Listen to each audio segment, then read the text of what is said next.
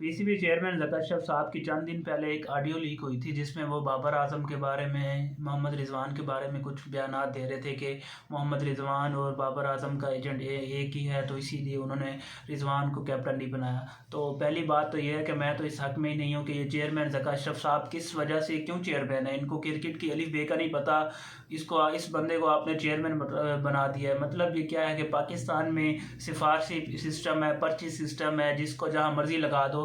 पहली बात तो यह है कि चेयरमैन ज़फ़र अशरफ साहब चेयरमैन क्यों हैं, उनको क्रिकेट की अलिफ बे का नहीं पता, और वो ऐसे बंदे हायर कर रहे हैं जिनका कोई एक्सपीरियंस नहीं है। आप देखेंगे जब उन्होंने हायर किया मोहम्मद हफीज़ साहब को पाकिस्तानी क्रिकेट टीम का डायरेक्टर, और लेकिन वो हेड कोच, तो ऐसे बंदे को आपने क्यों हायर किया जिसका कोई एक्सपीरियंस ही नहीं है। और आप ऐसे ऐसे लोगों को बना रहे हैं। चीफ सेलेक्टर वहाब रियाज साहब को आपने चीफ सेलेक्टर बना दिया, उसके बाद आप देखेंगे आपने कामरान अकमल को चीफ सेलेक्टर बना दिया। तो मतलब क्या है कि सिफारशी सिस्टम है, पर्चियाँ रखी हुई हैं। अगर आप मेरी बात आप बड़ी गौर से सुन लें, अगर मोहम्मद हफीज़ की जगह कोई ऐसा बंदा आके बैठ जाता जो नॉन एक्सपीरियंस होता, हफीज़ ने मीडिया पे बैठ के उसकी धज्जियाँ हरा देनी थी। तो दूसरी तरफ आते हैं ज़फ़र अशरफ साहब की तरफ, तो ये जो ऑडियो लीक हुई है और जो ज़फ़र अशरफ साहब बयान दे रहे हैं, तो ये पैथेटिक किस्म की हरकत है ज़फ़र अशरफ साहब की तरफ से। और जब बाबर के मैसेज लीक किए थे ज़फ़र अशरफ साहब ने, तो इनको शर्म आनी चाहिए थी। ऐसे बंदे को आपने चेयरमैन बनाया हुआ है जिसको अपनी कुर्सी की फिक्र है, जिसको जो बकरी बना हुआ है, जिसको अपना डर है कि मैं रहूँगा या नहीं रहूँगा,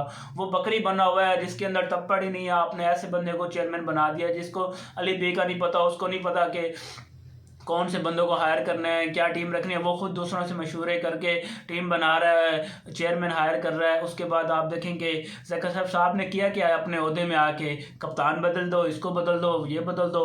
और भाई उसको अपनी कुर्सी के भी लाले पड़े हुए हैं, वो दूसरों को क्या गाइड करेगा। उसके बाद जो वर्ल्ड कप जब चल रहा था, जो पाकिस्तानी टीम के बारे में आके जो वो बयानात दे रहे थे, और जो उन्होंने मैसेज लीक किया बाबर आजम के, तो बड़ी गंदी हरकत है ज़फ़र अशरफ साहब की। मेरे लिहाज से तो इनको चेयरमैन ही नहीं होना चाहिए। पता नहीं क्यों इनको बनाया हुआ। पर्ची सिस्टम है, सिफारशी सिस्टम है, हमारे मुल्क का बेड़ा गर्क करके रख दिया इसने। और आप देखें कि जब उनसे सवाल होता है कि आपने रिजवान को क्यों नहीं कैप्टन बनाया, आपने उसको क्यों नहीं बनाया, बाबर को क्यों हटाया, तो वो उन्होंने कहा कि इन सब का एजेंट सेम है। पाकिस्तान के 8 खिलाड़ी उसने काबू किए हुए हैं, तलहा नामी कोई एजेंट है। तो भाईजान मेरी बात सुने, आपने फिर शाहीन को क्यों कैप्टन बनाया है? शाहीन भी तो उसी एजेंट का है मेंबर जिसके वो बाबर आजम है और रिजवान है।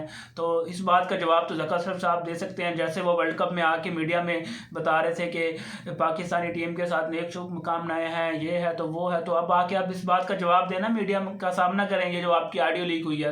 बहरहाल ऑडियो लीक होना भी एक गलत हरकत है, जिसने भी की है ये गलत हरकत है। ये ऑडियो लीक भी नहीं होनी चाहिए, और जो वो बयान दे रहे हैं ये भी गलत हैं। और जो उन्होंने हरकत की थी, जो बाबर आजम का मैसेज लीक किया था, वो भी गलत है। Pathetic approach, pathetic cricket, pathetic PC board और पैथेटिक टीम। ओवरऑल जो परफॉर्मेंस टीम की है, जो ओवरऑल परफॉर्मेंस बोर्ड की है, तो ये थर्ड क्लास परफॉर्मेंस है। कुछ नहीं कह सकते। हमारे मुल्क का अल्लाह ही हाफिज़ है, अल्लाह के हवाले है। इन्होंने तो कुछ नहीं करना, बस बेड़ा गर्क करके रख दिया मुल्क का। क्रिकेट का एक क्रिकेट ही है जिसको हम सब देखते हैं, और वो भी आपने बेड़ा गर्क करके रख दिया है। कुछ नहीं हो सकता हमारा।